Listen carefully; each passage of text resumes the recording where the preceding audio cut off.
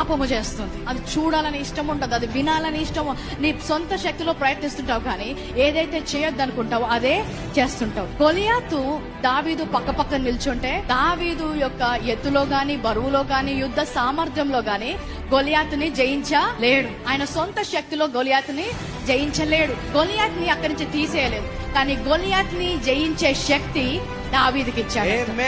నీ పాప విషయంలో కూడా అంతే. ఈ పాప విషయంలో కూడా నీ సొంత శక్తితో నీవు గెలవలేవు. ఈ లోకంలో ఆయన పాపాన్ని తొలగించలేదు, కానీ ఆ పాపాన్ని జయించే శక్తి ఆయన కృప ద్వారా మనకు అనుగ్రహిస్తున్నాడు. రోమా 6:14 ఏమంటుందంటే, మీరు కృపకే గాని ధర్మశాస్త్రమునకు లోనైన వారు కారు గనుక పాపము మీ మీద ప్రభుత్వము చేయదు.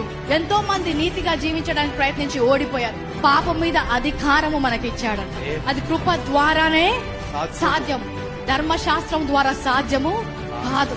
ఆ పాపము ప్రభుత్వము చేయలేదంట.